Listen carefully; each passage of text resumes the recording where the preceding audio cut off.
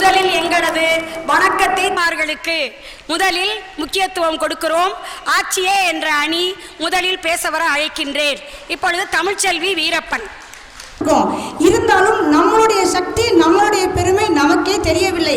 அது தெரிந்து கொண்டால் இன்னும் நாம் கூடுதலாக செய்ய முடியும் என்பதை உங்களுக்கு எடுத்துரைக்க வந்திருக்கும் என் கட்சி தோழியினருக்கும், ஆட்சிமார்களுக்கும், செட்டியார்களுக்கும், குழந்தைகளுக்கும், ஐயாமார்களுக்கும் அனைவருக்கும் முதற்கண் என் காலை வணக்கங்கள்.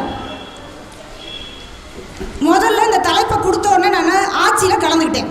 என் பேரை ஆட்சியில் போடுங்க நான் சொல்லிட்டு நான் 2-3 நாளாக யோசித்தேன். உண்மையிலே சொல்கிறேங்க, எனக்கு ஒரு பாயிண்ட் கூட கிடைக்கல. என் ஃப்ரெண்ட்ஸ்கிட்ட ஃபோன் பண்ணி கேட்டேன், குடும்ப ஒற்றுமைக்கு லேடிஸ் என்னப்பா செய்கிறாங்க அப்படின்னு கேட்டேன்.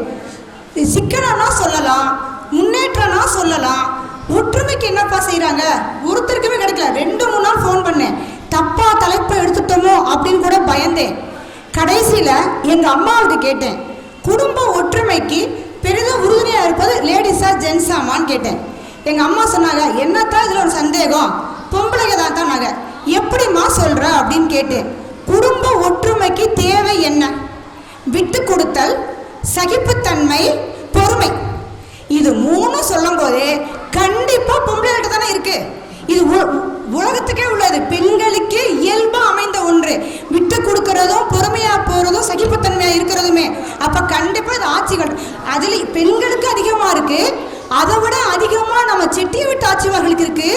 இன்னும் அதை விட அதிகமாக நம் பாட்டிகளுக்கும், பூட்டிகளுக்கும், மாயாமார்களுக்கும், அப்பத்தாமார்களுக்கும் அதிகமாக இருந்ததால் தான் இன்று நகரத்தார் குடும்பம் இவ்வளவு பெரிதாக விரிந்து கிடக்கிறது.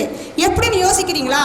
அந்த காலத்துல எது நம்மளால விட்டு கொடுக்க முடியாதோ, எதை நம்மளால் சகித்து கொள்ள முடியாதோ அதை அன்று நம் ஆயாமார்களும் அப்பத்தாமார்களும் சகித்து கொண்டார்கள், விட்டு கொடுத்தார்கள். எப்படி தெரியுமா? சம்பாதிக்கிறதுக்காக எல்லாரும் ஐயா பாட்டம் கூட்டம் எல்லாரும் ரெங்கோனு, சிலோனு, சிங்கப்பூர், மலேசியா, பர்மா இப்படி எல்லாம் போனாங்க. நிறைய சம்பாதித்து கொண்டு வந்தார்கள், கலைப்பொருட்களை கொண்டு வந்தார்கள், இல்லை என்று சொல்லவில்லை. ஆனால் நம் ஐயாமார்களுக்கெல்லாம் அங்கு ஒரு குடும்பம் இருந்தது, இங்கும் ஒரு குடும்பம் இருந்தது. அதை நம் பாட்டிமார்கள் ஏற்றுக்கொண்டார்கள். வேறு வழி இல்லை, விட்டு கொடுத்தாங்க, ஏற்றுக்கொண்டாங்க. அது மட்டும் இல்லை, அவங்க சம்பாதிச்சிங்க இந்தியாவுக்கு வரும்போது அந்த குடும்பத்துக்கு வேண்டிய, அந்த குழந்தைகளுக்கு வேண்டிய பொருட்களை நம் ஆயாக்களிடமும் அப்பத்தாக்களிடமும் கேட்டார்கள். அதையும் இவர்கள் செய்து கொடுத்தார்கள். இதை எந்த பொண்ணால சுட்டு கொடுக்க முடியுமா? இப்ப நம்மளை கேளுங்க, நம்மளால விட்டு கொடுக்க முடியுமா? நம்மளால சகித்துக் கொள்ள முடியுமா?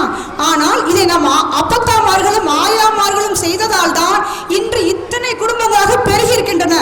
ஊரில் மட்டும், எங்கள் ஊரில் மட்டும் கிட்டத்தட்ட 1000 புள்ளிகள் இருக்கின்றன.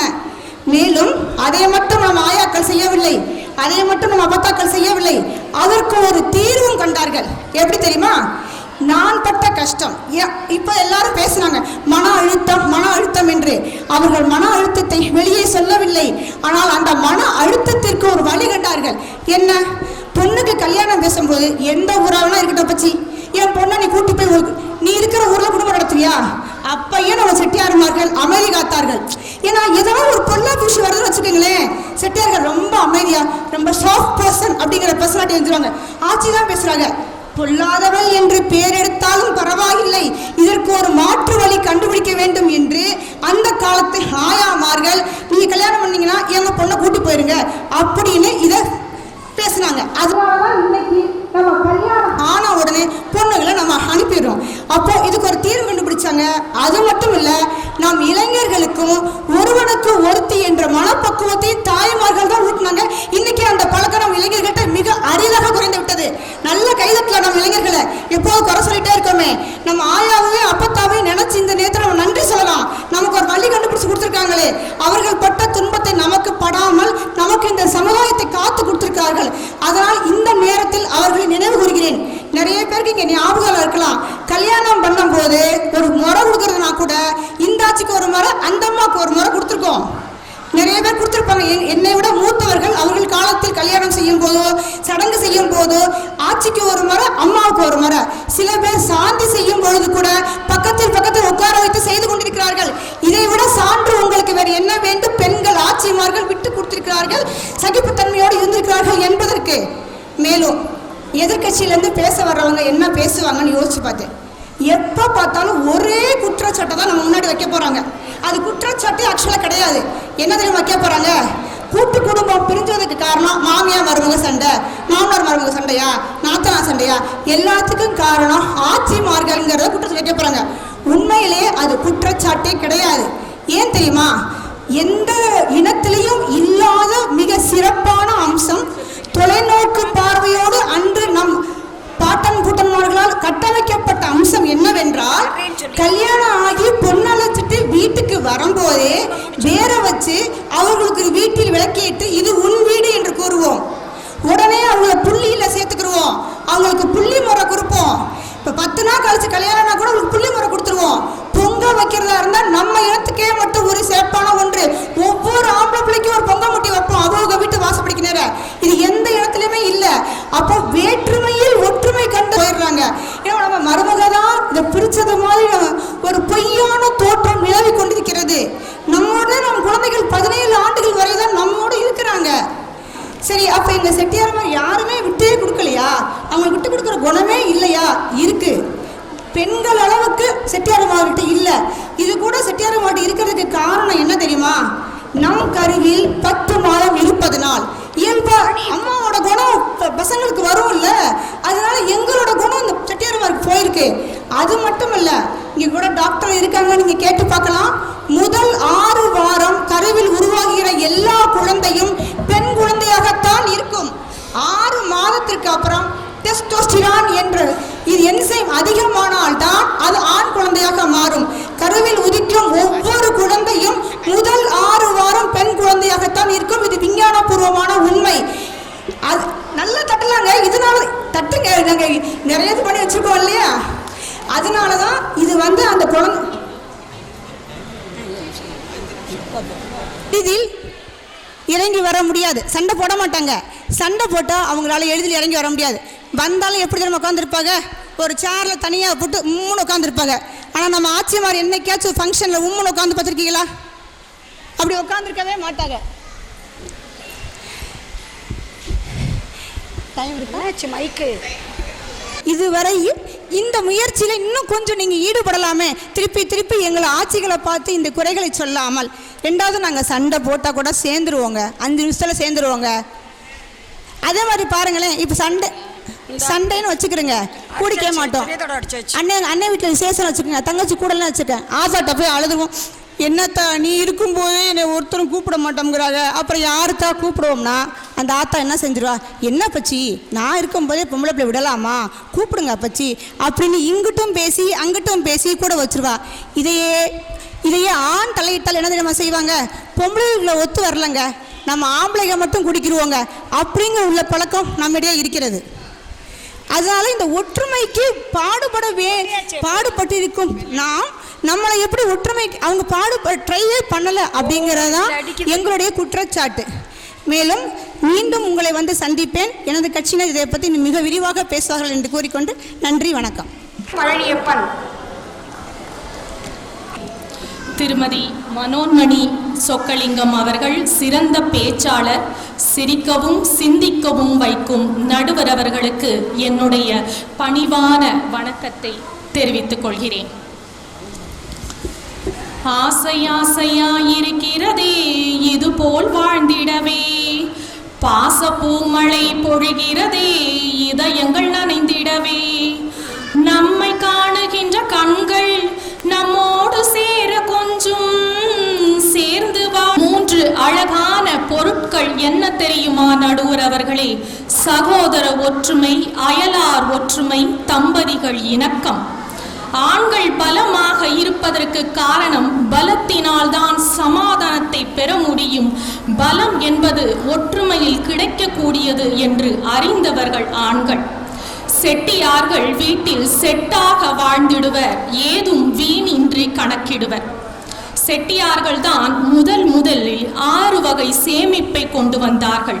தொழில், வீடு, நிலம், தங்கம், சேமிப்பு, பொருள்கள் என்பதை கொண்டு வந்து அவர்களுடைய வாழ்க்கை தரத்தை உயர்த்து கொண்டு குடும்ப ஒற்றுமைக்காக நிலைநாட்டினவர்கள். நாட்டரசம் கோட்டை, 4 பக்கம் கோட்டை என்று நம் முன்னோர்கள் கட்டி வைத்த வீடுகளில் இருக்கும் தூண்கள் எல்லாம் அந்த ஒற்றுமையை நிலை சாட்டுகிறது.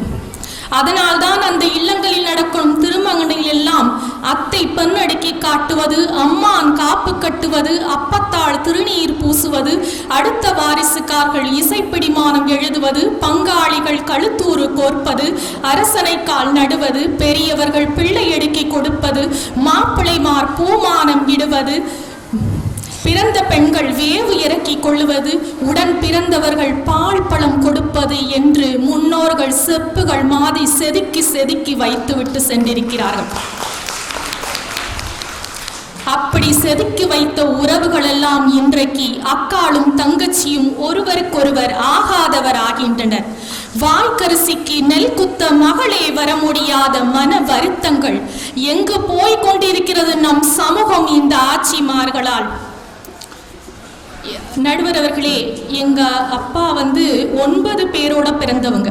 அந்த 9 பேர்ல யாருக்காவது துன்பம் ஏற்படும் போது அவர்கள் உதவி செய்ய வேண்டும் என்று நினைப்பார்கள். அப்பொழுது எங்க அம்மாவிடம் சொல்லிவிட்டு செய்ய முடியுமா நடுவர் அவர்களே? செய்தால் குடும்ப ஒற்றுமை நிலைக்குமா? ஆனாலும் எங்க அப்பா விட்டு கொடுக்காமல் தெரியாமல் செய்து விடுவார்கள். ஆண்கள் எப்பொழுதும் தன்னுடன் பிறந்தவர்களையும் தன்னை நம்பி வந்தவர்களும் தன்னிலிருந்து வந்தவர்களையும் என்றைக்கும் விட்டு கொடுக்காமல் ஒற்றுமை நிலைநாட்டுவார்கள். ஆனால் இந்த ஆட்சிமார்கள் ஒரு நாத்தனாருக்கு கல்யாணம் செய்தால் ஊரெல்லாம் பறைசாற்றி விடுவார்கள். நாங்க கொடுத்துத்தான் கல்யாணம் பண்ணோம். என்ன கொடுத்தீங்க? உங்களோட கடமை இது. நாங்க கொடுத்துத்தான் கல்யாணம் பண்ணோம், கொடுத்துத்தான் கல்யாணம், ஊரெல்லாம் இல்லைன்னா எங்க நாத்தனாருக்கு இப்ப கல்யாணம் செய்ய முடியுமா அப்படின்னு சொல்லி அந்த உறவுகளை நார்த்தங்காயை போல ஆக்கி விடுகிறார்கள். சமீபத்தில் நடுவர் அவர்களே, என்னுடைய மகனுக்கு திருமணம் பேசினேன். அப்படி பேசும்போது ஒரு ஊரிலிருந்து பெண் வரும்போது அந்த ஊரில் செட்டியார்களுக்கு தொலைபேசியில் தொடர்பு கொண்டு நான் பேசும்பொழுது, அண்ணே உங்க ஊராமல அந்த பொண்ணு எப்படின்னு கேட்டேன். ஆத்தா நல்லவங்க, நல்ல மனுஷக, எங்க வளவுக்குள்ளதான், தாராளமா நீ செய்யலாம், பொண்ணு எப்படின்னே அப்படின்னு கேட்டேன். அது வாயே திறக்காதாத்தா அப்படின்னாங்க. அதே அவங்களோட ஆட்சி கிட்ட நான் அந்த கேள்வியை கேட்டேன். அவங்களா முதல்ல உங்களுக்கு யார் சொன்னா அப்படின்னு கேட்பாங்க. அவங்க ஒட்டவே மாட்டாங்க. பொண்ணு எப்படியாச்சு அது வாய்க்குள்ளே வாங்கன்னு கேட்கும். ஆக இந்த மாதிரி நெகட்டிவ் திங்ஸ் அதை கொடுப்பதுதான் ஆட்சிமார்கள் குடும்ப ஒற்றுமையை சிதைந்து கொள்கிறது. இந்த பெண்கள் எல்லாம் வாய்க்கிட்ட இப்படி மோவாய்க்கிட்ட 2 பெண்கள் வச்சு பேசுனாங்கன்னு வச்சுக்கோங்க ஒரு குடும்பத்துக்கிட்ட, அந்த குடும்பத்தோடைய குலம் அவ்வளவுதான். புரளி பேசுறதெல்லாம் பெண்களுக்கு புரோட்டா சாப்பிட மாதிரி நடுவர் அவர்களே. இன்றைக்கு பிரீத்தி மிக்சிக்கு கூட கேரண்டி இருக்கிறது, கணவன் மனைவி ஒற்றுமைக்கு கேரண்டி இல்லை. அதற்கு என்ன காரணம்? இன்றைய இளைய தலைமுறை திருமணம் செய்துவிடும், அவர்கள் குடும்பத்தில் மூக்கை நுழைத்து அவர்கள் குடும்பத்தில் நடக்கும் நிகழ்ச்சியெல்லாம் தொலைபேசியில் அன்றைக்கு கேட்டு மகளுக்கு அறிவுரை சொல்லுகிற மாதிரி நினைத்து கொண்டு அந்த குடும்பத்தையே சிக்கலாக்கி விடுகிறார்கள். அந்த காலத்தில் மாமியார் மருமகள் எல்லாம் கொடுமை இருந்தது. அப்பொழுதெல்லாம் மகனை பார்த்து மாமியார் சொல்லுவாராம், பாரடா உன் மகனே பாடழுவா சொல்லுறது, கேளடா என் மகனே கெட்டழுவா சொல்லுறது அப்படின்னு கேட்பாளாம் மாமியா. அதுக்கு மருமக சொல்லுவாளாம், அத்தை எச்சி தெரிக்குது எட்டி நின்று பேசுங்க, துப்பி தெரிக்குது தூர நின்று பேசுங்க அப்படிம்பாங்களாம். உடனே மகன் வந்த உடனே ஆத்தா சொல்லுவாங்களாம், இப்படி பண்றா உன் மருமக அப்படின்னோட அந்த ஆண்கள் சொல்லக்கூடிய விஷயம், நவ்வா பழந்தானே நான் திங்கும் கொய்யா பழந்தானே, நீ கொய்யா பழத்தை கொண்டனைக்க கூடாதான் கேட்டுட்டு போய்கிட்டே இருப்பாங்களாம். அந்த மாதிரி குடும்ப ஒற்றுமைக்காக அத்தனை பக்குவப்பட்டவர்கள் ஆண்கள் என்பதை நான் இந்த இடத்தில் சொல்கிறேன். என் குடும்பத்தை எடுத்துக்கொண்டாலும் கூட நான் நிறைய படிக்கவில்லை, ஆனாலும் என்னுடைய கணவர் என்னுடைய ஆசைக்கு அங்கீகாரம் கொடுப்பவர். அதனால்தான் இன்றைக்கு நான் செட்டியார் என்ற தலைமையில் தைரியமாக என்னால் பேச முடிகிறது. அரசன் முறுக்கு கம்பி மாதிரி என்னுடைய பிறந்தவர்கள், என் கணவருடன் பிறந்தவர்கள் 4 பேர்கள் அத்தனை ஒற்றுமையாக இருப்பார்கள். இந்த 4 ஆண்களுக்கும் வெவ்வேறு இடங்களிலிருந்து பெண்களை கொண்டு வந்து திருமணம் செய்யும் பொழுது அந்த குடும்பத்துடன் இலகுவாக செல்ல இயலாது. அப்பொழுதுதான் என் கணவர் சொல்லுவார், சண்டை போட்டுக்கொண்டு நீ என்ன சாதிக்க போகிறாய், அப்படி என்று என்னை பக்குவப்படுத்தி ஒரு வண்டிக்கு எப்படி அச்சாணி முக்கியமோ அதே போல என்னை கொண்டு செலுத்துவார்கள் என்னுடைய கணவர். எதிர்கட்சியில் இருக்கும் என்னுடைய தோழி தமிழ்ச்செல்வி புயல் செல்வி மாறி பேசினார்கள். அவர் மாதங்கி மகளிர் மன்றத்தில் 2 வருடம் தலைவியாக இருந்த போது நான் அவரிடம் செயல் பார்த்திருக்கிறேன். அப்பொழுதெல்லாம் அவர் 4 வார்த்தைகள் 2 வார்த்தை எங்கு செட்டியார் செட்டியார் என்று தான் சொல்லுவார்கள். தமிழ் செல்வியை திருமணம் முடிந்தவுடன் கணித படிக்க வைத்து இன்று கணித பேராசிரியராகி இருக்கிறார் அவருடைய கணவர். அதை அவரால் மறுக்கவே முடியாது. இது உண்மையான நிகழ்ச்சி. குடும்ப ஒற்றுமை மட்டுமல்ல நடுவர் அவர்களை இன்றைக்கு காசியில் இருந்து கரூர் வரைக்கும் நகரத்தார் விடுதிகளை கட்டி பல நல திட்டங்களை கொண்டு வந்தவர்கள் செட்டியார்கள் என்பதை உறுதியாக இந்த இடத்தில் பதிவு செய்து கொண்டு இருக்கிறேன். செட்டியார்கள் எல்லோரும் தாயுமானவர்கள். திருமதி வள்ளிக்கண்ணு நாகராஜன் கூட சரித்திரம் போற்றும் வண்ணம் புத்தகம் கோயில் கட்டியவர் புண்ணியர் அவருடைய தந்தை முத்தையா செட்டியார்கள். அதன் வழியாக வந்துதான் இன்றைக்கு திருமகள் என்ற பத்திரிகை நடந்து கொண்டிருக்கிறது. லோகநாயகி கூட அவங்களுடைய பத்திரிகையில் முதல் பக்கத்திலே போட்டு விடுவார் பெண்களுக்குரிய அறிவுரையை. அப்புறம் போட்டா படிக்க மாட்டாங்களோ அப்படின்னு என்ன விதமான சிக்கல்கள் இன்றைய தலைமுறைகள் ஏற்படுகிறார்கள் என்பதை அவ்வளவு அழகாக லோகநாயகி முதல் பக்கத்தில் அவருடைய சிநேகிதி புக்கத்தில் போட்டு விடுவார் என்பதை இந்த இடத்தில் நான் சொல்லிக்கொண்டு, செட்டியார்கள் தான் குடும்ப ஒற்றுமைக்கு நிலை நாட்டுபவர்கள் என்பதை எங்களுக்கு நல்லதொரு தீர்ப்பை தருமாறு திரு மனோன்மணி சொக்கலிங்கத்தை வாழ்த்தி விடைபெறுகிறேன். அது மட்டுமில்லை, தலைவி மாணிக்கமாக ஜொலிப்பது கூட அவருடைய கணவரால் தான். செயலாளர் கண்ணாத்தாள் சிந்தாமணிக்கும் பொருளாளர் வள்ளியம்மை அருணாச்சலருக்கும் என்னை அழைத்த அழகு மாணிக்கத்திற்கும் அழகான நன்றியையும் வாழ்த்துக்களையும் தெரிவித்து விடைபெறுகிறேன். நன்றி, வணக்கம். பல உதவிகளை செய்து குடும்ப ஒற்றுமைக்கு பாடுபடுவார்கள். அதைவிட செல்வியின் கணவர் திருமதி வீரப்பன் அவர்களுக்கும் குடும்ப வாழ்க்கையை பற்றியும் அம்மா அப்பாவின் அறிவுரை பற்றியும் ஆத்தா கல்யாணம் பேசியது பற்றியும் கூறினார்கள். இப்பொழுது செல்வி அவர்கள் குடும்ப வாழ்க்கைக்கு இன்னும் நுழையவில்லை. அவர்களுடைய அனுபவம். குடும்ப ஒற்றுமைக்கு பெரிதும் காரணமாக இருப்பது ஆச்சியா செட்டியாரா. இங்கே வந்திருக்க கூட்டத்தை பாருங்களேன், எங்கே பார்த்தாலும் ஆச்சிமார்கள் தான். காலையில் எந்திரிச்சு வீட்டு வேலையெல்லாம் பார்த்துட்டு, அதுவும் இப்போ லீவு காலம் வேறையா, பிள்ளைங்க விதவிதமாக பண்ணித்தர சொல்லி கேட்குங்க. அதை வேற பண்ணி கொடுத்து இங்கே இவ்வளோ பெரிய நிகழ்ச்சியில் கலந்து கொள்வதை பார்க்கும்போது உங்களுக்கு மகிழ்ச்சியாக இல்லையா?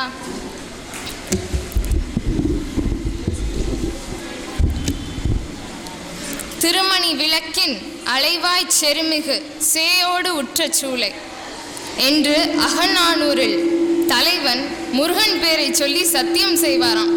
அது இன்னும் இந்த காலத்துலேயும் நடந்துட்டு இருக்குன்னா பார்த்துக்கோங்க. செட்டியார்களுக்கு சத்தியம் பண்ணுறது சக்கரை பொங்கல் சாப்பிட்ற மாதிரி. எதுக்கு எடுத்தாலும் சத்தியம், சொல்கிறதெல்லாம் போய். அவங்க பேச்ச ஆரம்பிக்கும் போதே சொல்லுவாங்க சத்தியமான உண்மைன்னுவாங்க. அங்கேயே வெளுத்து போகுது சாயம். எதுக்கு எடுத்தாலும் சத்தியம். அவங்க எப்படி சத்தியம் பண்ணால் என்ன? நாங்கள் பெண்கள் ஆட்சிமார்கள் பொறுமையாக தானே இருக்கோம். எதுக்காக? குடும்ப ஒற்றுமைக்காகவே. இருதலை கொள்ளி எறும்பை போல எப்பொழுதும் தவிப்பவர்கள் பெண்கள். விரும்புகிறத சொல்ல முடியாம, சொல்ல வந்ததை சொல்ல முடியாம, விரும்புகிறத செய்ய முடியாம, அதட்டி கேட்க வேண்டியதை கேட்க முடியாம, மாமியார் மாமனார் வார்த்தைக்கு எதிர்வுரை பேச முடியாம, பிள்ளைகளையும் மீற முடியாம. ஏன்னா அவங்க நம்மளுக்கு மேலே வளர்ந்துட்டாங்க, அவங்கள எங்கிட்டு போய் நம்ம கேட்க? அப்பப்பா, அவர்கள் தவிக்கும் தவிப்பும் புலம்பும் வார்த்தைகளும் கடவுளுக்கே வெளிச்சம்.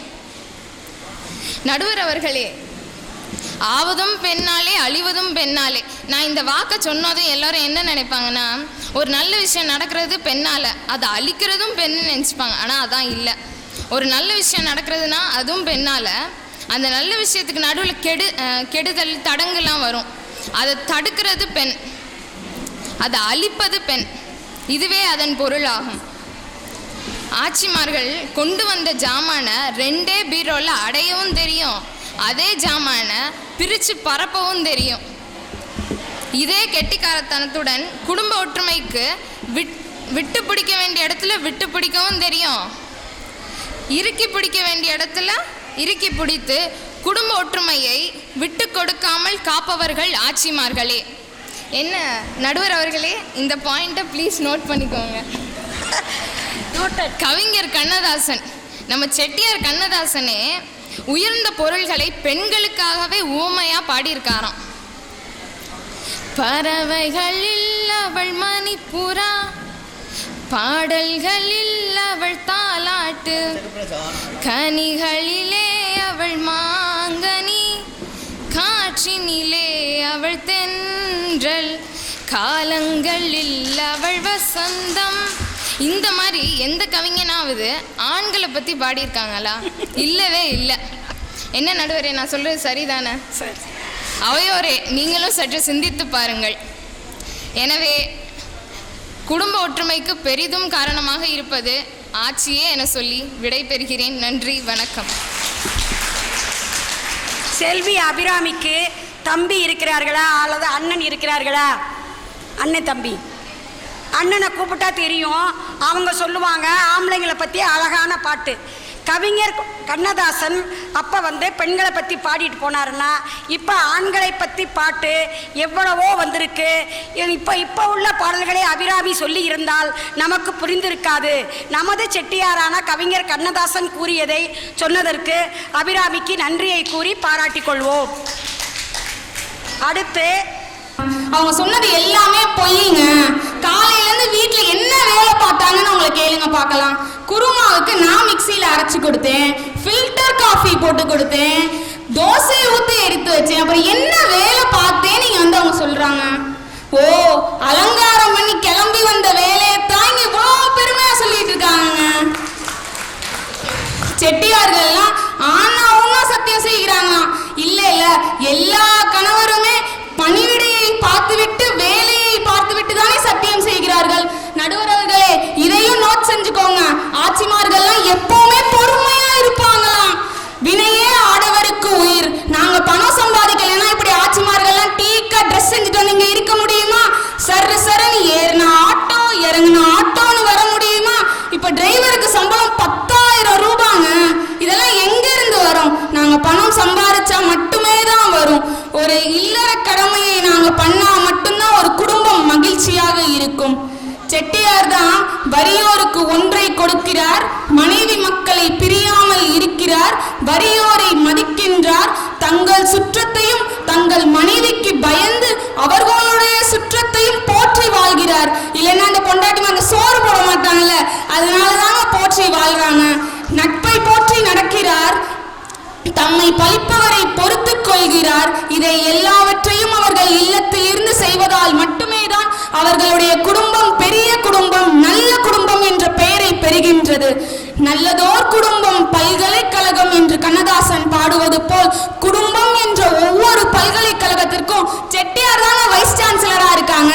இதை யாராலும் மறுக்க முடியுமா? செய்வோம்.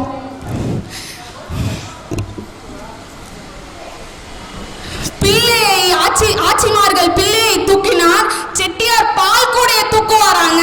அவர் ஒருவேளை சாப்பாடு சாப்பிடுவதற்கு அவர் 3 மணி நேரம் பிள்ளைய பார்த்துக்கணுமா?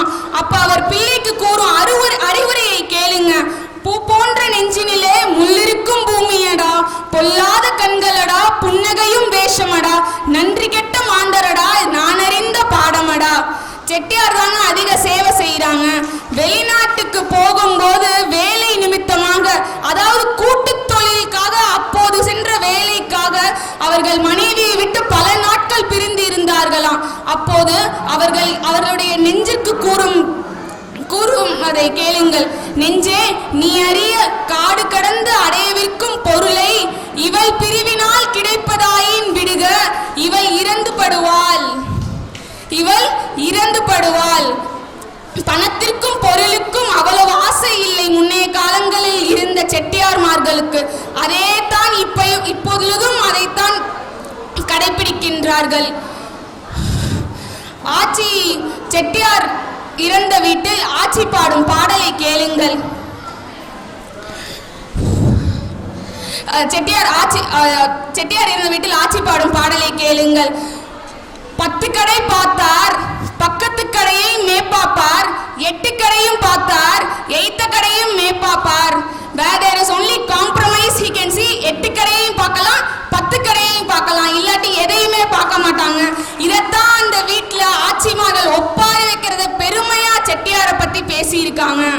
எல்லாவற்றுக்குமே செட்டியார் தாங்க பணிவா போறாங்க, பொறுத்து போறாங்க. பொண்டாட்டிமார்களுக்கு துட்டு கொடுப்பதை விட சந்தோஷப்படுவதில்லை, லட்டு கொடுத்தாலும் சந்தோஷப்படுவதில்லை, விட்டு கொடுத்தால் மட்டுமே தான் அவர்கள் சந்தோஷப்படுவார்கள் என்று செட்டியார்கள் தான் எல்லாமே என்று சொல்லி என் பேச்சை முடிவு கொள்கிறேன். நன்றி, வணக்கம். அபிராமி அவர்கள் செட்டியார் அவர்களின் உயர்ந்த குணத்தை, விட்டு கொடுக்கும் பண்பு அவர்களிடம் திரு செல்வி மீனாட்சி செட்டியார் அவர்களுக்கு மிகவும் திறமையாக செட்டியார்கள் செயல்பட்டார்கள் என்று கூறினார்கள். அடுத்து ஆட்சி செட்டியாரை இறந்த வீட்டில் 10 கடை பார்ப்பாங்க, பக்கத்து கடையும் பார்ப்பாங்க, 8 கடை பார்ப்பாங்க, எய்த்த கடை பார்ப்பாங்க. அந்த ஆட்சி இருக்கும்போது இருந்தாலும் ஆட்சிமார்கள் குடும்ப ஒற்றுமைக்காக செட்டியாரை எந்த காலத்திலும் போற்றி இருந்ததால் தான் குடும்பம் ஒற்றுமையாக இருந்திருக்கின்றது. அடுத்து ஆட்சிமார்கள் ஆட்சிகளே என்ற அணியில் பேச வருகின்றார்கள். திருமதி சீதாலட்சுமி ராமநாதன் அவர்கள் வைரவன் கோவில் பிரிவை சேர்ந்தவர்கள். இதற்கென் பணிவான வணக்கத்தை தெரிவித்துக் கொள்கின்றேன். நகரத்தார் கூறும் ஆத்தா 3 எழுத்து, ஆத்தாவுக்கு ஆத்தா ஆயால் 3 எழுத்து. நகரத்தார் பெண்களை அழைக்கும் ஆட்சி 3 எழுத்து. அந்த 3 எழுத்தாகிய ஆட்சியே குடும்ப ஒற்றுமை உணர்வுக்கு மிகவும் உறுதியாக இருப்பவர்கள் என்று இங்கு நான் வாதிட வந்துள்ளேன். இப்ப எதிரணியில இருந்து நம்ம மீனாட்சி சொன்னாங்க, ஆட்சி பிள்ளைய தூக்குனா செட்டியார் பால் கூடைய தூக்குவாங்க.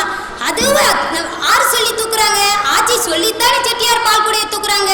அவங்களே தூக்கலையே, அப்ப அந்த இடத்துலயும் நம்ம ஆட்சியுடைய செல்லுதானே வேத வாக்கா இருக்குதுங்க. கரெக்டு தானே நடுவர் அவர்களே, சரிதானுங்க. அடுத்து இன்னொன்னு சொன்னாங்க, செட்டியார் சம்பாத்தியத்துல தான் ஆட்சியில நிறைய அனுபவிக்கிறாங்க. ஆனால் இன்னைக்கு நம்ம ஆட்சிமார்கள் கல்லூரியில பேராசிரியர்களாகவும் ஆசிரியர்களாகவும் பல உயர் அதிகாரிகளாகவும் பணிபுரிந்து வருகின்றார்கள். உதாரணத்துக்கு நம்ம அங்கையர் ஆட்சியவே எடுத்துக்கொள்வோமே, அவங்களுடைய செட்டியாருடைய வருமானம் அதிகமாக இருந்த போதிலும் அவங்க இன்னைக்கு ஒரு கல்லூரியில சிறந்த பேராசிரியராக பணியாற்றி வருகிறாங்க. எதுக்காக? தன் குடும்பம் நல்லா மென்மேலும் உயரணும் என்பதற்காகத்தானேங்க. இன்னும் மீனாட்சிக்கு திருமணம் ஆகல, திருமணம் ஆனாதான் அவங்களுக்கு குடும்ப ஒற்றுமைனா என்னன்னே புரியுங்க. அப்பதான் அவங்க செட்டியாரும் அவங்க பால்குடைய தூக்கி வரையில நாம எல்லாம் பார்க்கத்தானங்க போறோம். உண்மைதானங்க நடுவர் அவர்களே. நம் நகரத்தார் ஆட்சிமார்கள் எப்பொழுதும் சிரித்த முகத்துடனும் வீட்டிற்கு வருபவர்களை அண்ணன் வாங்க, ஐத்தான் வாங்க, அண்ணமுடி வாங்க என்று அன்பாக உபசரிப்பதிலும், குடும்பத்தில் உள்ள பிள்ளைகளை படிப்பை கவனிப்பதிலும், குடும்ப தொழிலையும் நிர்வாகத்தையும் திறமையுடனும் சிக்கனமாகவும் நடத்துவதில் வல்லவர்கள் நம் ஆட்சிமார்கள். குடும்பத்தில் உள்ள பிணக்குகளை வெளியே கூறாமல் பிறந்த வீட்டிற்கு பெருமையையும் புகுந்த வீட்டிற்கு புகழையும் சேர்ப்பவர்கள் நம் ஆட்சிமார்கள் அல்லவா நடுவர் அவர்களே. நம் ஆட்சிமார்கள் தம் கணவர் கோபப்படும் பொழுது கோபத்திற்கு பதில் கூறாமல் அந்த கோபத்திற்கு தகுந்த சபையை பார்த்து பதில் கூறி தன் வசப்படுத்தும் சாதுரியம் நம் ஆட்சிமார்களுக்கே உரியது. ஆட்சிமார்கள் தான் சிறுக சிறுக சேர்த்து வைத்த, சில்லறையாக சேர்த்து வைத்த சிறுவாட்டு பணத்தை பெருந்தொகையான பின் ஒரு மங்கள நிகழ்வுக்காக தம் கணவரிடம் கொடுத்து விடுவார்கள். தனக்கென ஒன்றும் அறியாது தன்னை சார்ந்தவர்களுக்காகவே வாழ்பவர்கள் நம் ஆட்சிமார்கள் அல்லவா நடுவர் அவர்களே. தம் கணவர்மார்கள் தான தர்மங்களில் ஈடுபடும் பொழுதும் தன் குடும்ப தொழிலையும் ஆயிரத்தில் தொடங்கி அக்கெழுத்து வரை உள்ள அனைத்து வாழ்வியல் முன்னேற்றங்களுக்கும் வலதுகரமாக திகழ்பவர்கள் நம் ஆட்சிமார்களே. நடுவர் அவர்களே, சரிதானா? சரி சரி சரி. பட்டங்கள் பெறாமல் தம் பட்டறிவினாலேயே பாரினை நடத்தும் திறமை மிக்கவர்கள் நம் ஆட்சிமார்கள். ஆட்சிமார்கள் தன் கணவன்மார்கள் சில தவறுகளை செய்யும் பொருட்டு அச்சமயத்தில் கண்ணகியாய் செயல்படுவார்கள். பின்னர் அத்தவறுகளை பொறுத்து சமாதான உணர்வோடு வேற்றுமை விலக்கி ஒற்றுமை உணர்வோடு வாழ வழி செய்வார்கள் நம் ஆட்சிமார்கள். இதைத்தான் பண்டைய தமிழ் பண்பாட்டை வளர்த்தோம், அண்டைய நிலங்களில் ஆண்டவனை ஊன்றி வளர்த்தோம். காஞ்சி காமாட்சி, காசி விசாலாட்சி, கவிமிகு மதுரை மீனாட்சி கட்டிய ஆடைகளுக்கும் கழுத்தில் உள்ள பொன்னகையும் சுற்றியுள்ள மண்டபமும் தூக்கி வரும் வாகனமும் அதை முற்றும் பெறாத மொட்டை கோபுரத்தாலும் அழகு பெற்ற அண்ணாமலையார் பேரழகும் அதை சுற்றி நின்று காத்தவர்கள் நம் நாட்டுக்கோட்டை அல்லாத நகரத்தார் அல்லவோ. ஆனால் அதற்கு உறுதுணையாகவும் ஊன்றுகோலாகவும் ஒற்றுமையாகவும் வாழ்ந்தவர்கள் நம் ஆட்சிமார்கள்.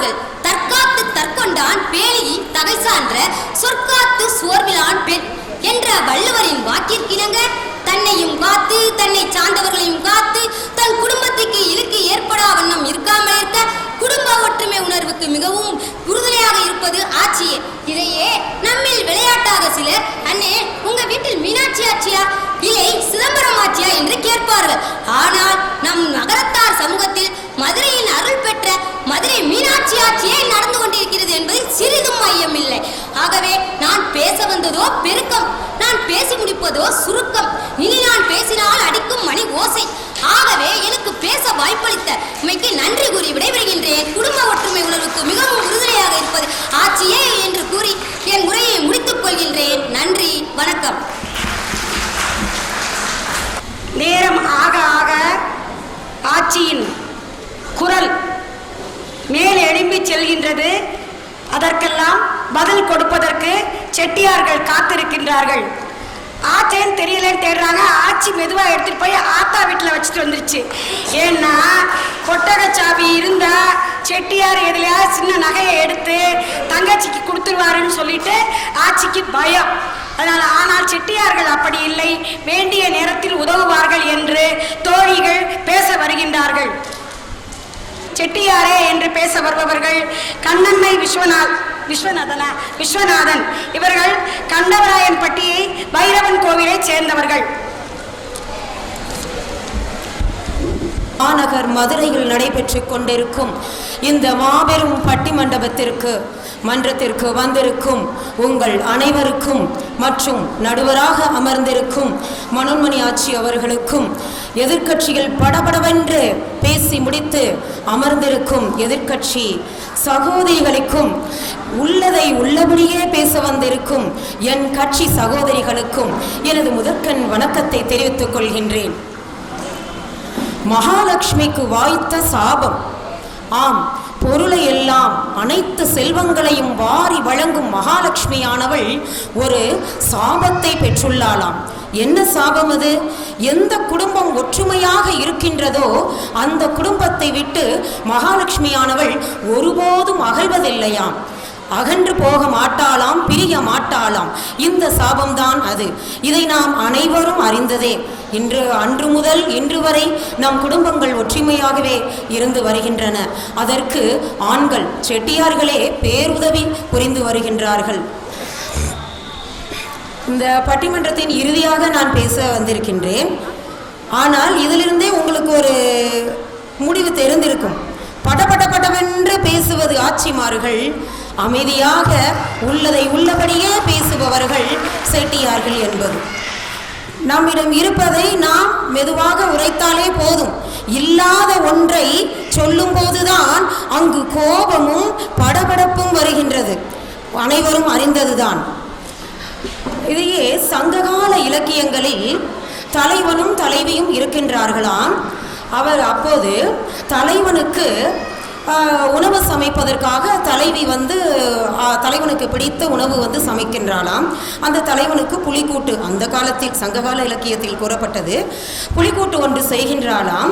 அந்த புலிக்கூட்டு புதுமண தம்பதியர் எப்படி சமைப்போம் என்று எல்லாருக்கும் தெரியும். நம்மளும் புதுமண தம்பதியாராக இருந்து சமையல் கற்று பழகி அதை டெஸ்ட் பண்ணுறதுக்கு தான் நம்ம செட்டியார்கள்ட்ட கொடுப்போம். அந்த மாதிரியெல்லாம் பண்ணியிருக்கோம். நம்ம மருமகள் அந்த மாதிரிலாம் பண்ணியிருப்பாங்க, எல்லாருக்குமே தெரிஞ்சிருக்கும். அந்த மாதிரி புது தலைவி புலிக்கூட்டு ஒன்று செய்கின்றாளாம். அதில் சுவையே இல்லையாம். புளிப்பு சுவை ரொம்ப மிகுதியாக இருக்கின்றதாம். அதை சாப்பிடக்கூட முடியாதாம். ஆனால் தலைவன் அதை சாப்பிட்டு விட்டு, அறுசுவை உணவு படைத்தாய், நான் உண்டு மகிழ்ந்தேன் என்று புகழ்ந்தாராம். அனைவருக்கும் ஞாபகம் வந்திருக்கும், புதுமண தம்பதியராக நீங்கள் இருக்கும்போது உங்கள் செட்டியார்கள் உங்களது சமையலில் குற்றம் கூறியிருக்க மாட்டார்கள். ஏன்? ஒற்றுமையை நிலைப்படுத்துவதற்கு. எடுத்த உடனேயே இருவருக்கும் சண்டை வரலாமா? வரக்கூடாது. தலைவனும் தலைவியும் ஒற்றுமையாக இருந்தால்தான் குடும்பத்தின் அனைத்து உறவினர்களும் ஒற்றுமையாக இருக்க முடியும் என்பதை அறிந்தவர்கள் செட்டியார்கள் மட்டுமே என்பதை நான் உறுதியாக தெரிவித்துக் கொள்கின்றேன். அடுத்து, தெய்வங்கள் வாழ்வில் கூட ஆண் தெய்வங்கள் நிறைய விட்டு கொடுத்து தன்னுடைய அன்பை தன் மனைவி மீது அதிகமாக பொழிந்திருக்கின்றார்கள் அப்படின்னு சொல்லியிருக்காங்க. சிவபெருமானும் மீனாட்சியும் இருக்கும் அந்த தெய்வீக கதைகளில் கூறப்பட்டது என்னவென்றால் சிவபெருமான் அவர்கள் மன்மதனை எரித்து வெற்றியின் அடையாளமாக கரும்பு வில் ஒன்றை பெற்றாராம். அந்த கரும்பு வில்லை தன் மனைவி மீனாட்சியிடம் கொடுத்தாராம். யாராவது தான் பெற்ற வெற்றி கனியை மற்றவர்களுக்கு கொடுப்பார்களா? ஆனால் தன் மனைவிக்கு கொடுத்தாராம். தான் வைத்திருக்கக்கூடிய அந்த வெற்றி கனியை தன் மனைவிக்கு கொடுத்திருக்கின்றார். அதனால் இங்கு மேடையில் பளபளக்கும் பட்டு புடவைகளில் ஜொலி ஜொலிக்கும் தங்க நகைகளில் கால் மேல் கால் போட்டுக்கொண்டு படபடவென்று பேசிக்கொண்டிருக்க உங்களை இவ்வாறெல்லாம் அழகு பார்ப்பதற்கு இந்த செட்டியார்கள் ஆசைப்படுகின்றார்கள். இன்று நீங்கள் மகளிர் சங்கத்தில் இவ்வளவு ஜாலியாக என்ஜாய் பண்ணிட்டு இருந்தாதான் வீட்டில் நீங்க ஒற்றுமையை நிலைநாட்டுவீங்க இல்லையா? நான் அந்த ஃபங்க்ஷனுக்கு போனாதான் நம்ம என்ஜாய் பண்ணுவோம். நம்ம இன்னைக்கு நல்லா ஜாலியா இருக்கிறதுக்கு 1 மாசமா பிராக்டிஸ் நடந்துகிட்டு இருக்கு. இங்க பாவம் செட்டியாரு டிரைவர் மாதிரி காலையில ட்ராப் பண்றாங்க, ஈவினிங் போகும்போது ஆத்தா எத்தனை மணிக்கு வரட்டும், நான் உள்ள போயிட்டு உங்களுக்கு ஃபோன் பண்றேங்க அப்படிங்கிறாங்க ஆச்சுங்க. ஈவினிங் ஒரு நாடகம் நடக்க போகுது, வீட்லயும் சீரியல் இங்கேயும் சீரியல் நாடகம் நடக்க போகுது. அந்த நாடகத்துக்கு ஆட்சிமார்க கார்லையும் ஆட்டோலையும் வர்றாங்க. செட்டியாருக்கு அப்போ கூட டைம் சொல்ல மாட்டாங்களா, உள்ளே போயிட்டு ஃபோன் பண்ணுவாங்களாம். செட்டியார் ஆஃபீஸில் பிஸ்னஸில் வேலையில் இருக்காங்க, வெளியில் அவ்வளவு வேலை டென்ஷனில் இருக்காங்க. அந்த டைமில் ஆட்சியோட ஃபோனுக்காக வெயிட் பண்ணிகிட்டு இருக்கணும். ஏன்னா கார் எடுத்துக்கிட்டு போய் பிக்கப் பண்ணிட்டு வரணும் ஆட்சியை. இல்லாட்டி வீட்டில் ஒற்றுமையை நிலைநாட்ட முடியுமா? முடியாது. உங்களுக்கு அனைத்தையும் விட்டு கொடுத்து உங்கள் அனைவரையும் மகிழ்ச்சியுடன் வைத்துக் கொள்வதுதான் செட்டியார்களின் கடமையாக நினைத்திருக்கின்றார்கள். இதையே புறநானூறு கூறுகின்றது. நான் கூறவில்லை, எங்கள் அணியினர் கூறவில்லை, புறநானூறு கூறுகின்றது. ஈன்று புறந்தருதல் தாய்க்கு கடனே, சான்றோனாக்குதல் தந்தைக்கு கடனே என்கிறது. நாங்கள் குழந்தையை பெறுறோம், வளர்க்குறோம். தாய்மையானவர்கள் பொறுமையான இடத்துல தான் பொறுமையா இருக்கணும். ஆனா ஆண்கள் அப்படி இல்லை.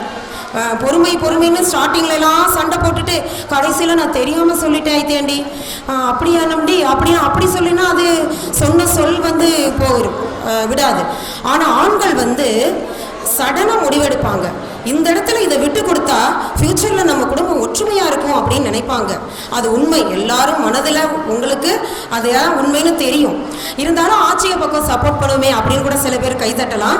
ஆனா உங்க மனசறிஞ்சு நீங்க கிளாப் பண்ணுங்க. வேற ஒன்றும் இல்லை.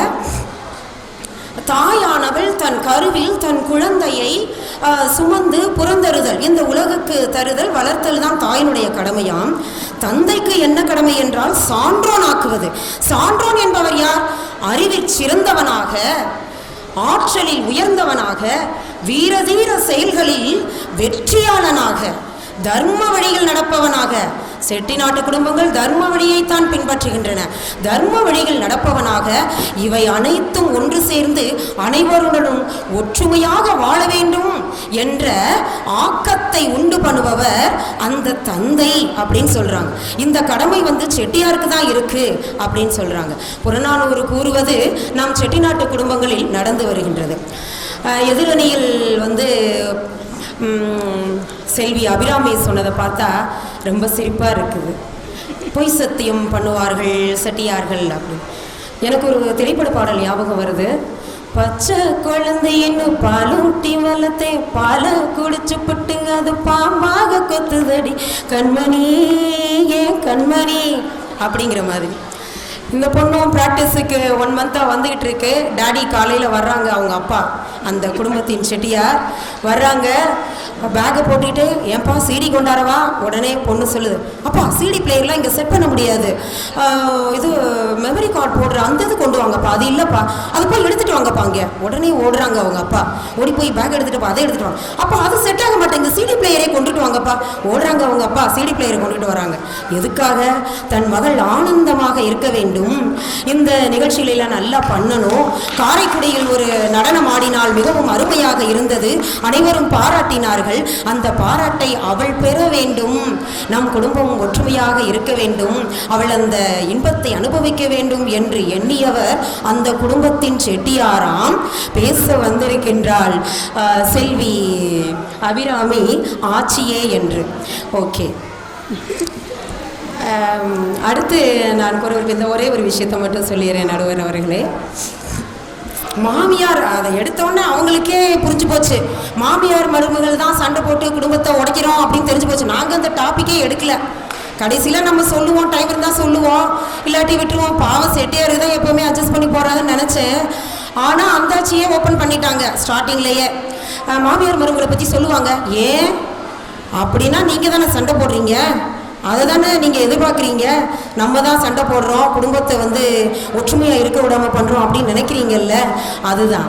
ஓகே, குடும்பத்தில் வந்து ஒற்றுமையாக இருக்கணும் அப்படின்னா செட்டியார்கள் என்ன பண்ணுறாங்கன்னா அந்த சண்டை வர்றதுக்கு முன்னாடியே விட்டு கொடுத்து ஏதாவது பிளான் பண்ணி அதை தடுத்துடுறாங்க. ஆண்கள் வந்து செட்டியார்கள் வந்து மூக்கணாங்கயிறு போடுற மாதிரி ஒற்றுமையாக இருக்க வச்சு அந்த வேற்றுமையை அகற்றிடுறாங்க. பெண்கள் வந்து பொறுமை பொறுமை அது இதுன்னு பேசிட்டு ஸ்டார்டிங்கில் சண்டையெல்லாம் போட்டுட்டு கடைசியில் வேண்டாம் சண்டையில் வேண்டாம் அப்படின்னு சொல்கிறது தலையை விட்டுட்டு வாழை பிடிக்கிற கதையாகி போச்சு.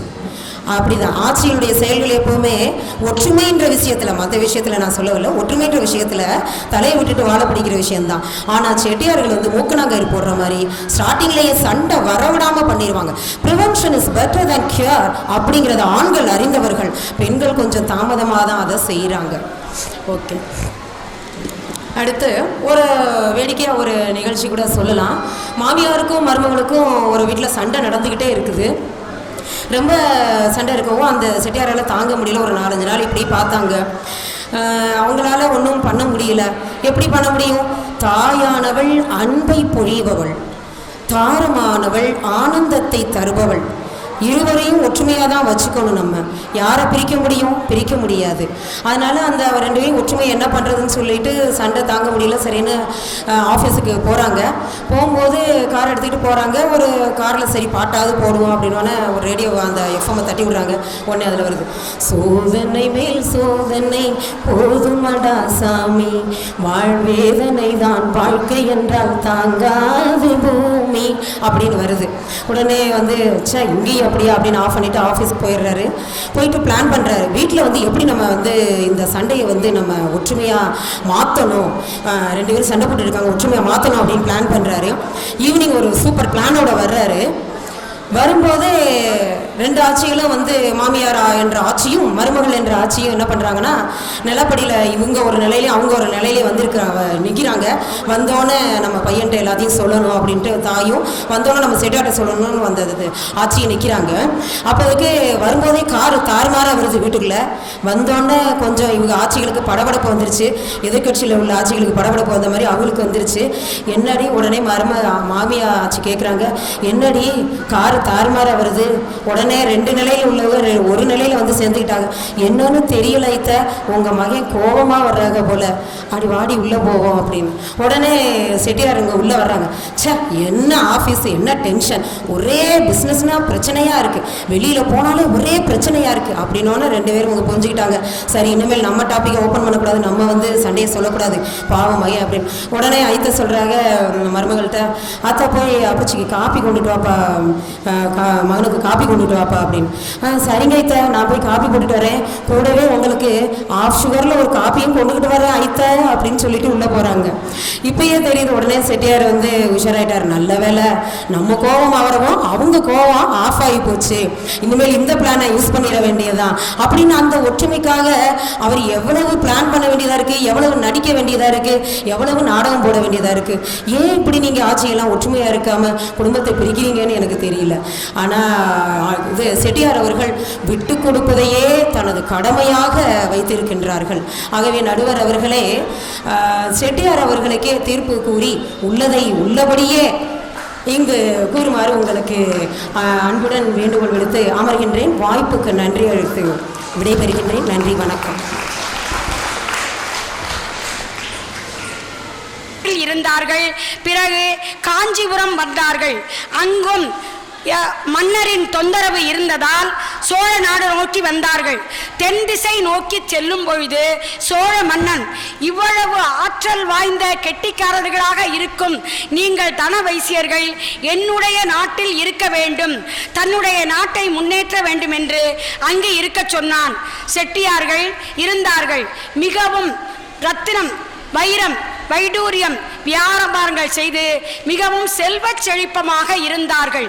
சொல்லுவார்கள், செட்டியார்கள் அந்த காலத்தில் அவர்களின் வீட்டு கதவிற்கு வெள்ளி கதவு போட்டிருந்தார்கள் என்று. இதை பார்த்த அடுத்த பிறகு வந்த ராஜா பொறாமை கொண்டான். பொறாமை கொண்டு செட்டியார்களுக்கு தொந்தரவு கொடுக்க வேண்டும் என்று அந்த வெள்ளிக்கதவு அனைத்தையும் கலட்டி கொண்டு வருமாறு கூறிவிட்டான். அடுத்து அவர்கள் நிமிர்ந்து சின்ன தலை நிமிர்ந்து செல்லக்கூடாது, குனிந்துதான் செல்ல வேண்டும் என்றான். அப்பொழுது செட்டியார்கள் அனைவரும் மறுநாள் காலையில் தங்கத்தால் கதவுகள் மாட்டி உட்கார்ந்து வீட்டுக்குள்ள குனிஞ்சு போகாம உட்கார்ந்து போனாங்க. அவ்வளவு நகரத்தார்கள் பெருமை உடையவர்கள், அவர்கள் கௌரவம் உடையவர்கள், எங்கு சென்றாலும் கௌரவமாக வாழ்ந்தார்கள். அந்த சோழ மன்னனும் தொந்தரவு கொடுத்ததால் நாம் நம்முடைய இனத்து பெண்ணை தூக்கி கொண்டு போய் அவன் அதை கொண்டு போய் விட்டதால் எங்களுக்கு இழுக்கு நேர்ந்து விட்டது என்று அந்த பெண்ணையும் கொன்று அனைவரும் பள்ளிக்கு சென்ற மாணவர்களை விட்டுவிட்டு தங்கள் உயிரை நீத்து விட்டார்கள். அவ்வளவு கௌரவத்திற்காக செட்டியார்கள் குடும்பங்கள் அனைவரும் மிகவும் ஒற்றுமையாக இருந்த பெருமையுடைய நகரத்தார் இனத்தில் வந்தவர்கள் நாம். நகரத்தார் எல்லாம் பிறகு பாண்டிய மன்னன் வந்து எங்கள் நாட்டிற்கு சில பேர்களை, உன்னுடைய நாட்டை இவ்வளவு செழிப்பாக வைத்திருக்கும், தங்க கதவு போட்டிருக்கும் அவர்களை எங்கள் நாட்டிற்கும் கூட்டிவிடு, என்னுடைய நாடும் வளமாக வரட்டும் என்று கேட்ட பொழுது ஒற்றுமையாக பாண்டிய நாட்டிற்கு வந்தவர்கள் வந்து நாட்டரசன் கோட்டை இது மாதிரி பல ஊர்களில் பல இடத்துல இப்பொழுது 96 ஊர்களில் இருந்தார்கள். அது சில இடங்கள் சில குறுகி இப்பொழுது 75-76 ஊர்களில் வாழ்கின்றோம். நம்மளுடைய இனத்திற்கு பெருமை சேர்ப்பது ஒற்றுமைதான். இருந்தாலும் ஒவ்வொரு குடும்பமும் ஒற்றுமையாக இருந்தால்தான் நம் இனம் ஒற்றுமையாக இருக்க முடியும். அந்த குடும்பத்தில் நான் சொன்ன மாதிரி வண்டி போகிற மாதிரி 2 பேர் ஆச்சி செட்டியார். இப்போ வந்து பையங்களுக்கு பொண்ணு பார்க்குறோம். நம்ம வந்து இந்த கல்யாண வைபவம் அதில் கூட பார்த்துருப்போம். பொண்ணு பார்க்கும்போது உனக்கு என்ன மாதிரி பொண்ணு வேணும்னு பையனை கேட்குறாங்க. பையன் அந்த காலத்தில் தான் பணத்தோடு வரணும், காசோடு வரணும், படிப்போடு வரணும்னு கேட்டாங்க. இப்போ என்ன கேட்குறாங்க? ஒற்றுமையாக குடும்பத்தை அனுசரித்து போகக்கூடிய பொண்ணாக. அனுசரித்துனா என்ன? இவ்வளவு நாளாக நாங்கள் ஒற்றுமையாக நல்லா இருந்துட்டோம், இந்த பொண்ணு வந்து எங்கள் ஆத்தா அப்பச்சி அண்ணன் தம்பிகளோட சண்டையை உண்டாக்கி குடும்ப ஒற்றுமை போய்விடுமோ என்று பயந்து அந்த பையன் வந்து கேட்குறான், வேற எனக்கு எதுவும் வேண்டாங்க, அழகு கூட இப்போ பரவாயில்ல, அட்ஜஸ்ட் பண்ணிக்கலாம், ஆனால் அனுசரித்து போகக்கூடிய பெண்ணாக இருக்க வேண்டும் என்று பையன் கேட்குறான். இரண்டாவது வந்து அப்புறம் வந்து நம்ம செட்டியார்களுடைய வந்து புள்ளி விவரங்கள் எப்படி கணக்கெடுக்கிறாங்கன்னா, புள்ளி செட்டியார்களை வைத்துத்தான். முதலில் ஐயா, அவருக்கு இருக்க 4 பையங்க, அந்த பெரிய செட்டியாருடைய அண்ணனுடைய மகன், மேப்படி மகன், மேப்படி மகன், மேப்படி மகன், அவங்க 4 பேரும் முடிஞ்சாதான் அப்புறம் தம்பி வராரு, தம்பிக்கு 4 பையங்க. அப்படி நம்மளுடைய பிரிவு புள்ளிகள் போகின்றது.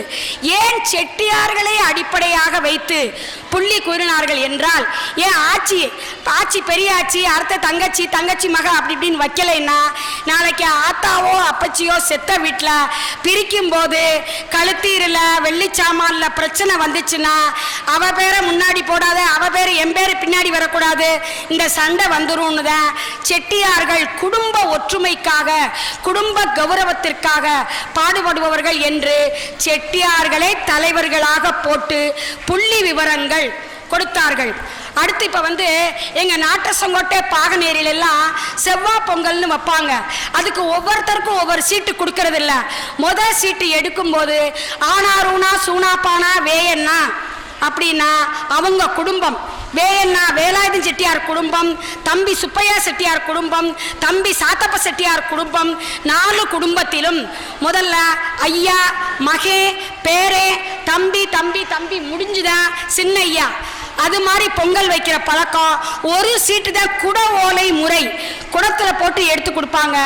எல்லாரும் செட்டியார்கள் மிகவும் ஒற்றுமையாக பொங்கல் வைக்கும் அழகே அழகு. அதுல இருந்தே நமக்கு தெரிஞ்சிடும் செட்டியார்களுடைய ஒற்றுமை. அப்புறம் சொல்லுவாங்க, இப்ப புள்ளி சித்தப்பாரு பையனுக்கு பெரியப்பாரு சின்னையா வீட்டுக்கு முதல் முட்டி விழுந்தா கூட முதல்ல கூட்டி வந்து பொங்கல் பானை வைக்க சொல்லுபவர்கள் பெரியய்யாவைத்தான் வைக்க சொல்லுவார்கள். ஏன்? நமது ஒற்றுமையை, நமது பெருமையை நாம் நிலைநாட்ட வேண்டும். பெரியய்யாவுக்கு தலப்பா கட்டி அவர்கள் வைப்பார்கள், இவர்கள் பின்னாடி கை கட்டி நிற்பார்கள். அதிலிருந்து நம்ம அந்த காலத்திலிருந்து செட்டியார்கள் அந்த குடும்ப ஒற்றுமைக்காக பாடுபடுபவர்கள்னு தெரியுது. ரெண்டாவது அவங்க சொன்னாங்க, ஆட்சிமார்கள் தான் ரொம்ப விட்டு கொடுத்து, செட்டியார் எத்தனை வருஷம் போயிருந்தாலும் அது ஒன்று ரொம்ப முக்கியம். செட்டியார் அங்கே போகிறாங்க, அங்கே பல கதைகள் உண்டு. இருந்தாலும் ஆட்சிமார்கள் இங்கு தோட்டம் பார்த்து, துறவு பார்த்து, வயல் பார்த்து, வீடு பார்த்து, பிள்ளை பார்த்து, குட்டி பார்த்து, மாடு பார்த்து, கண்ணு பார்த்து, இவ்வளவையும் பார்த்து அந்த 8 பிள்ளையோ 10 பிள்ளையோ வேற இருக்கும். அந்த பிள்ளைகளையெல்லாம் வளர்த்து அந்த மோரை கூட பாலை கூட கடைஞ்சி மோராக்கி 10 பேருக்கு ஊற்றி அதை சொந்தக்காரர்களுக்கு கொடுக்க மாட்டாங்க, மருமகளுக்கு நிறைய ஊற்றி கொடுக்க மாட்டாங்க, அவங்க அதை காசாக்கிடுவாங்க. ஆச்சு படி தாண்டா பத்தினிகளாக நமது ஆட்சிமார்கள் இருந்ததால் தான் செட்டியார்கள் கொண்டு விற்க போய் எவ்வளவு பணம் சம்பாதித்து 4 வருடத்திற்கு ஒரு முறை ஆட்சியையும் குழந்தைகளையும் பார்க்க வந்தாலும் நமது செட்டி நாட்டின் செட்டிய வீட்டின் பெருமையை நிலைநாட்டியவர்கள் ஆட்சிமார்கள் என்று கூறுவது தப்பில்லை, அவங்க தான். ஆனால் பார்த்துக்கங்க, குடும்ப ஒற்றுமைக்கு நீ வரணும்ல. ஆட்சிமார்களிடத்தில் கொஞ்சம் படபடப்பு, இப்போ மாதிரி பொறுமை இருக்காது, எதுக்குமே பொறுமை இருக்காது. சொன்னாங்க பேசும்போது, ஆவதும் பெண்ணாலே அழிவதும் பெண்ணாலே. அவங்களுக்கு மனசு வச்சா அவங்க ரொம்ப நல்லா பண்ணுவாங்க, பிடிக்கலைன்னா மாமியானாலும் சரி, நாத்தனாலும் சரி, செட்டியார்னாலும் சரி திரும்பி பார்க்க மாட்டாங்க. ஆனால் செட்டியார் என்ன பண்ணுவாங்க, அவங்க சொன்னபடி நாடகம் ஆடி தாயாரையும் நாத்தனாரையும் ஆட்சியவும் கொழுந்தனாவண்டியவும் அண்ணண்டியவும் சேர்த்து வைக்க பாடுபடுவார்கள். அண்ணன் குடும்பம் சுமாரானதாக இருந்தால் இவர் சம்பாதித்தா இங்கே ஆட்சிக்கு திக்குங்க தெரியாமல் கொண்டே கொடுத்துட போகிறாங்களே, இன்னைக்கு பார்த்தா அவன் அதில் வர்றானே இதில் வரானேன்னு. ஆனால் செட்டியாருக்கு இவ எப்போ கொஞ்சம் அசர்வா நம்ம தெரியாமல் அந்த ஆத்தா கையில் அண்ணன் கையில் ஏதாவது கொடுப்போம்னு நினைப்பாங்க. ஏன்? ஒரு ஒற்றுமைக்கு அண்ணனும் நல்லா இருக்கட்டுமேன்னு தான். ரெண்டாவது அப்படின்னு நினச்சி ஒற்றுமையாக இருக்கணும்னு நினைப்பாங்க. அது மட்டும் இல்லை, செட்டியார்கள் அவர்கள் அக்கா தங்கச்சி அண்ணன் தம்பியோடு மாத்திரம் இல்லை, எதிர் அணியினர் மாமியா வீட்டு பக்கமும் அவ்வளவு சகலைகளோட எல்லாம் சகோதரர் மாதிரி இருப்பாங்க. சகலையெல்லாம் ஒன்றா சேர்ந்துக்கிடுவாங்க. அட போப்பா, அதுக்கு சண்டை போடுறதுக்கு இட்லி சட்டிக்கும் வெள்ளி சட்டிக்கும் அந்த இதுக்கு நீ வா நம்ம பார்ப்போன்னு இவங்க 2 பேரும் ஒன்றா சாப்பிடுவாங்க, ஒன்றா பேசிக்கிடுவாங்க. வந்தவொடனே இந்த ஆட்சி சொல்லும், எவ்வளவுதான் சொன்னாலும் எங்கள் தங்கச்சி செட்டியாரோட உரசி போகாமல் இருக்க மாட்டீங்களேன்னு. அவங்க வந்து அந்த பக்கம் மாமியாருக்கு நல்ல மாமியா வீட்லேயும் அவங்க மாமியா சொல்லுவாங்க, மகதான் கொஞ்சம் பொடும்பா, மாப்பிள்ளை ரொம்ப மகராசி மகே, நம்ம பிறக்காத பையன்தான், அவ்வளோ ஓடி பண்ணுவாங்கன்னு. மாமியா வீட்டில் சாமான் பிரிக்கும் போதும் இந்த செட்டியார் ஒற்றுமைக்கு தான். சாமான் பெருசு இல்லை, இன்னைக்கு போகும் நாளைக்கு வரும். நான் 2 தடவை 2 கூட சொல்லுவாங்களே, கூட வேலை பார்க்குறேன்னு சொல்லிட்டு, அப்படி நான் 2 நாளைக்கு கூட வேலை பார்த்தனா சம்பாரிச்சிடுவேன். இதுக்கு போய் சண்டை போடாத லட்சுமி, சேர்ந்து உங்கள் தகப்பனார் காரியம் நல்லா முடியணும் அப்படின்னு அதுக்கும் பாடுபடுவாங்க. ஆனால் பொம்பளைங்களுக்கு இந்த சின்ன விஷயங்களில் பொறுமை இருக்காது, விட்டு கொடுக்க மாட்டார்கள். மாமியா விட கொழுந்தனா வண்டி. ஆனால் அவன் சொல்கிறாங்க, எல்லாம் சேர்ந்து இப்போ செவ்வாய் பொங்கலுக்கு போகிறோம், 4 பேரும் ஒன்றரை கல்லில் பார்த்துக்கிட்டு ஒரே மாதிரி பெரிய பட்டு கட்டி சேர்ந்து போவாங்க. போய் அங்கே போனோன்னு பெருமையாக சொல்லுவாங்க, ஆச்சி நீங்களும் அந்த பச்சை சேலை நானும் தான் கட்டிக்கிட்டு வந்தேன், வாங்க ஒன்றா வைப்போம்னு சந்தோஷமாக வைப்பாங்க. ஆனால் அடுத்து வீட்டுக்குள்ளே வரும்போது பாருங்க, எங்க எல்லாரும் தானே ஒன்றா வச்சோம், அவட்டு முட்டி முதல்ல பால் பொங்கிருச்சு. நான் எவ்வளவுதான் இந்த சாமியை கும்பிட்டு கண்ணாத்தால கும்பிட்டாலும் அவளுக்கு தான் முதல்ல பால் பொங்குது அப்படின்னு அது ஒரு குறை. அவங்களுக்கு நல்லதுலையும் குறை, அவங்களுடைய சுவாபம் அப்படி கண்டுபிடிச்சிருவாங்க. சேர்ந்து போகணும், சேர்ந்து வரணும், நம்ம குடும்ப பெருமையாக இருக்கணும்னு நினைப்பாங்க. ஆனால் அவங்களுடைய பெண்ணுடைய சுவாபம் அப்படி இருக்கிறதுனால ஒற்றுமைக்கு கொஞ்சம் பாதகம் செய்கிறாப்புல இருக்கும். ஆனால் இப்போ இந்த சரித்திரங்களில் சரித்திரம் சொன்னாங்க, நம்ம இதிகாசத்தில் எடுத்துக்கிடுவோம். ராமாயணத்தில் எவ்வளவு அழகாக அலைபாயுதே ஓடம் போகும்போது வெள்ளம் வந்தால் அடிச்சுக்கிட்டு போயிடுவாங்க. ஆனால் அயோத்தி நகர வாழ்க்கை அமைதியாக அழகாக போய்கொண்டிருக்கின்றது. தசரதர் தவமிருந்து 4 பிள்ளைங்களை பெற்று வளர்த்து அதுங்களுக்கு ராமருக்கு பட்டம் சுட்ட மிகவும் சந்தோஷமாக இருந்தார். ஆனால் அந்த அயோத்தி நகரின் சூழலை, இன்பத்தை, அமைதியை கெடுத்தவர் எதனால் கெடுக்கப்பட்டது? கெடுத்தவர் யார்? கடைசிக்கு இந்த பொண்ணு ஒன்று வந்தாலே கைகேயி எப்பவோ அவர் உயிரை காப்பாத்துறதுக்கு அவர் தெரியாம 2 வரம் கொடுத்துட்டாரு. அந்த வரத்தை கழுத்து புடியா சங்கு புடியா பிடிச்சிட்டா கைகேயி. அவளுக்கு சொல்லி கொடுத்தவ யாரு? இந்த கூனி. அப்ப பெண்ணாலதான் வருது விட. 2வது நம்மளுடைய அடுத்த இதிகாசம் மகாபாரதம். மகாபாரதத்தில் கீதை தான் நம்மளுடைய பகவத்கீதை தான் நம்மளுடைய பைபிள்னு சொல்றாங்க. அப்படி இருக்கிறதுல சண்டை சச்சரவுகள் எதுக்கு 18 நாள் போர் நடந்து 100 பேருடைய குடும்பத்தையே அழித்தது யார்? ஒரு பெண். அந்த அக்கினியில் இருந்து பிறந்து வந்த திரௌபதி என்ற பெண்ணின் பிடிவாதத்தால் தான் அந்த குடும்பம் அழிந்தது. அந்த அவதான் தலையை விரிச்சு போட்டுருவா. அவங்கெல்லாம் செத்து போனாதான், அவங்கெல்லாம் முடிஞ்சாதான் தலையை முடிவாம்பா. அதனாலதான் நம்ம செட்டியார் வீட்டில் ஒரு பழக்கம் சொல்றது, தலையை விரிச்சு போடாத, அது கெடுதல்ல தான் முடியும்னு. அதுவே பெண்கள். அதனால பெண்கள் இன்னும் கொஞ்சம் விட்டு கொடுத்து கணவன்மார்களை மதிக்கிறாப்பதான் இங்க எல்லாரும் பேசுவாங்க. அன்னை வந்தாங்க போனாங்கன்னா அவங்களும் ஓடியாந்து பிக்கப் பண்ணி கூட்டிட்டு போவாங்க. வீட்டுக்கு போனாதே அப்புறம் ஏங்க அவளுக்கு முதல்ல வந்துட்டா நீங்க எவ்வளவு நேரம் கூப்பிடுறதுன்னு அங்கே போய் ஒரு சண்டை போடுவாங்க. அப்படி விட்டு கொடுத்து போமாட்டாங்க. குடும்ப ஒற்றுமை வேண்டும் என்று நினைக்கின்றார்கள். ஆனால் அவர்களுக்கு பொறுமை கிடையாது, விட்டு கொடுக்கும் பண்பு கிடையாது. அப்புறம் மகனுக்கு கல்யாணம், அவர் செட்டியார் சொல்றாரு என்ன கொடுத்தாலும் சரின்னு. நீங்க அந்த அவங்க வீட்டில் பார்க்கலையா இவங்க வீட்டில் பார்க்கலையா, என்ன எவ்வளோ துப்புவாக என்ன வாங்கியிருக்கா மகனுக்கு கல்யாணத்துக்குன்னு சொல்லிட்டு அப்படின்ட்டு மாமியாளுக்கு சாமை. செட்டியார் சொல்லிடுவாரு, மாமியாளுக்கு சாமை வைங்க, சாமை பரப்புங்க, பொட்டி வைங்க, சேலை வைங்க, எது வேணாலும் கொடுங்க, எனக்கு எதுவும் வேண்டாம்ன்றவாரு. இவருக்கு என்ன வருமானம்னா இசபடிபா நோட்டில் இது எழுதுவா. சொல்ல போகும்போது ஒவ்வொரு ரூபா கொடுப்பாங்க. 2 பணம் புள்ளி எழுதுவாங்க. முன்னாடியெல்லாம் காருவா எழுதினாங்களாம். இப்போ ஒரு புள்ளிக்கு யார் வந்திருக்காங்கன்னு மொய் எழுதுறது 1 ரூபா. மொத்தம் ஒரு 300 ரூபா 250 ரூபா வந்திருக்கும். அதனால அதுதான் செட்டியார் பைக்கு போகும். ஆட்சி பைக்கு ஆட்சிக்கு அவ்வளவும் போகாட்டா கல்யாணம் தான். ஒரு நிம்மதியாக நடத்த விட மாட்டாங்க. நிம்மதியாக அப்படி எல்லாரும் சொல்லி கிள்ளி நடத்துறாள். வந்த மருமகளை இவ வரும் முன்னாடியே மாமனாரை கைக்குள்ளே போட்டவல்ல என்ன கொண்டாந்தா. நானும் தான் எங்கள் அப்பச்சி கொழும்புக்கு போய் கொண்டு விற்று கொண்டாந்துருக்கேன் பாரு, நமக்கு அமைஞ்சது கொடுத்து வச்சது அவ்வளவுதான் அரட்டிக்கிடுவாங்க. இந்த பிள்ளை வந்தன்னைக்கே இப்படி நிற்கும். அப்போ மாமனார் சொல்லுவார், அத்தா பேசாமல் இருத்தா, பரவாயில்லம்மா சாப்பிடுமான்னு. வந்த அன்னைக்கே பேசிட்டியலாம் மருமகளோட, அதுக்குத்தான் அந்த காலத்தில் பேசாதீன்னு வச்சாம்பாங்க. அதனால நான் இப்போ என்ன தீர்ப்பு சொல்ல வரேன்னா, நம்மளுடைய குடும்பத்தின் ஒற்றுமைக்காக அன்றிலிருந்து இன்று வரை பாடுபட்டு கொண்டிருக்கும் செட்டியார்களே முக்கியமான காரணமானவர்கள். ஆட்சிமார்கள் இல்லாவிடில் ஒன்றும் முடியாது. இருந்தாலும் செட்டியார்கள் தலைவன் தான். அடுத்து உள்ள ஆட்சி குடும்ப பொறுப்பை ஏற்று பெருமையாக கொண்டு வர வேண்டும். செட்டியாருக்கு வழிவிட வேண்டும்.